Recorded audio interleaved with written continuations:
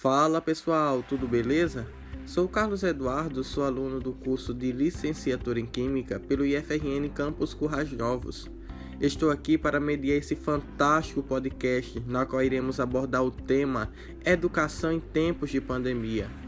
Para dar continuidade aqui ao nosso podcast, vamos conhecer a Thalita Ingrid e o Daniel Vitor, que irão contribuir com essa edição do nosso podcast. Bom dia, boa tarde, boa noite, independente do horário que você estará ouvindo este podcast. Me chamo Thalita Ingrid, curso Licenciatura em Química no IFRN Campus Currais Novos, e é um prazer estar aqui para contribuir com este debate. E eu sou Daniel Vitor, também cursando Licenciatura em Química no IFRN Campus Currais Novos. Agora sim, sem mais delongas, vamos dar início ao nosso podcast com esse tema tão em alta, tão em evidência nesse momento atípico em qual estamos vivenciando a pandemia da Covid-19. Vamos iniciar com a participação de Thalita Ingrid, falando como tem sido o ensino remoto emergencial para ela enquanto estudante. Bem, a minha vivência como estudante no ensino remoto emergencial tem sido um tanto diversificada, um pouco complicada, mas às vezes empolgante, porém temos a esperança de que tudo isso passará e voltaremos para o nosso tão amado ensino presencial. É isso aí, Thalita Ingrid. Vamos saber também como tem sido o ensino remoto emergencial para Daniel Vitor enquanto aluno. O ensino remoto, ele veio com um objetivo muito recompensante para toda essa situação em que estamos passando a viver. Contudo, o maior problema deste foi a falta de planejamento a longo prazo, justamente por se tratar de um ensino emergencial.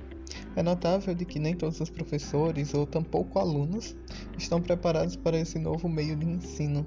Nem todos têm os mesmos acessos às tecnologias ou total experiência para lidar com todos os meios de comunicação, justamente pelo fato de a globalização das massas ter permitido apenas o acesso a elas e não tendo a preocupação com o uso consciente das mídias, principalmente no processo da construção de saberes e conhecimentos. Bacana, Daniel Vitor.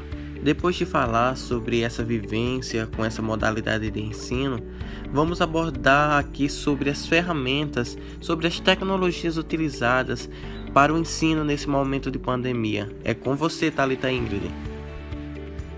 Diante da pandemia que ainda estamos vivenciando, professores de todo o mundo tiveram que adaptar o seu modelo de ensino, saindo do presencial para o remoto.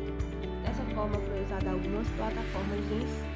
As mais usadas por todos os professores são o Classroom, Google Sala de Aula, e o Google Meet para as aulas em tempo real.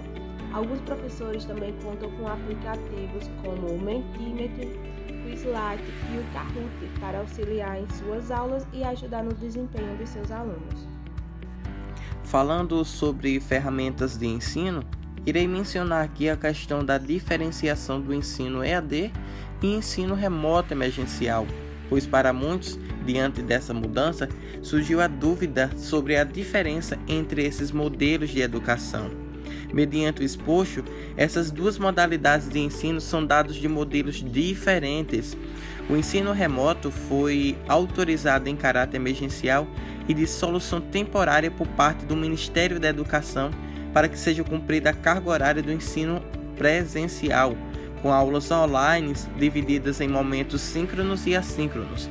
Já o EAD é um modelo de ensino padronizado, ministrado totalmente à distância, por meio de videoaulas gravadas com apoio de tutores.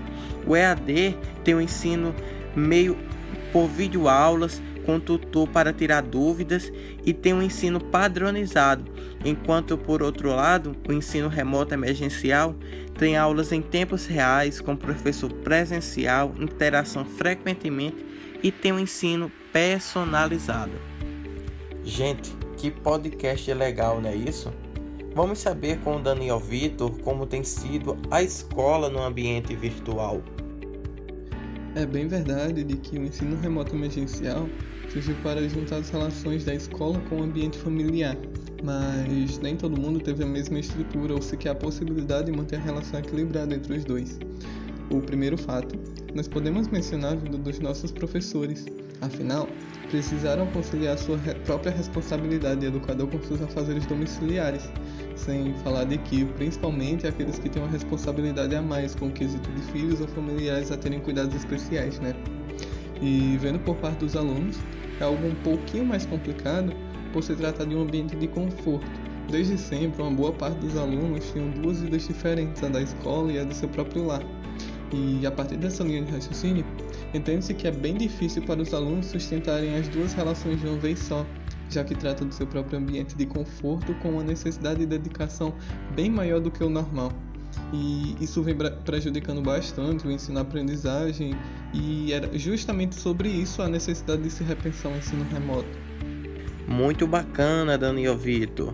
Vamos saber da Thalita Ingrid sobre suas pesquisas para saber o nível de absorção, o nível de aprendizagem no ensino remoto. Se tratando do nível de aprendizagem no ensino remoto, tendo em vista tudo o que está acontecendo no mundo, nós sabemos que o nível de aprendizagem, que já era um tanto precário, decaiu ainda mais. Apesar de ser aquele negócio de que os alunos têm a resposta na palma da mão, eles podem estar consultando o livro, consultando a internet sem o professor estar vendo, de certa forma, o nível de aprendizagem caiu. A forma que muitos alunos aprendiam no ensino presencial não é a mesma forma que eles estão aprendendo no ensino remoto emergencial. Com visão à relação entre a competência de ensino-aprendizagem e a coexistência com o ensino remoto, abordando o contexto desde as limitações de acesso impostas pela pandemia, até as barreiras inexistentes entre o real sentido de organização da educação, temos que quebrar aquele tabu de que o professor não se importa se o aluno colar ou copiar as respostas de tal prova da internet.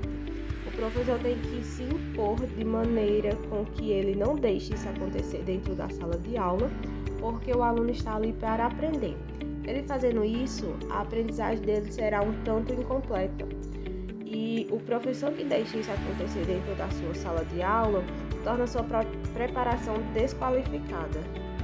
Que espetacular o que você nos traz, Thalita Ingrid. Já se aproximando do fim dessa edição do nosso podcast, vamos saber do Daniel Vitor como tem sido o ensino para aqueles cursos que necessitam da prática. Como mencionado anteriormente, o ensino remoto já trata de uma dificuldade gigantesca para a aprendizagem do aluno por falar de um distanciamento socializado entre estes e o seu mediador. E quando se olha para a formação de cursos práticos, é bem mais complexo de se discutir, já por abordar uma necessidade quase que impossível de se corrigir. É um fato complicado quando se menciona a dinâmica adaptativa da vida social com a pandemia, justamente porque não estávamos prontos para enfrentar essa realidade.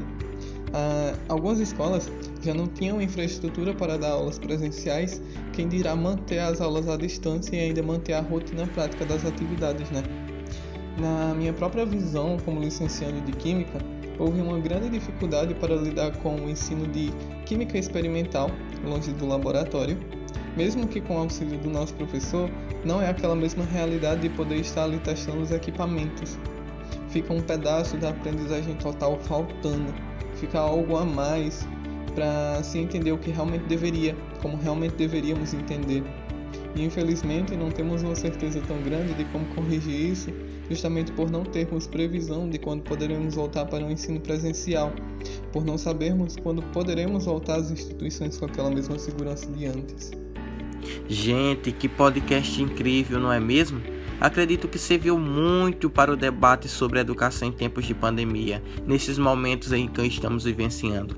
Quero agradecer aqui a participação da Thalita Ingrid, do Daniel Vitor, que sem sombra de dúvidas compartilhou seus conhecimentos para nossos ouvintes. Obrigado, pessoal, até a próxima edição.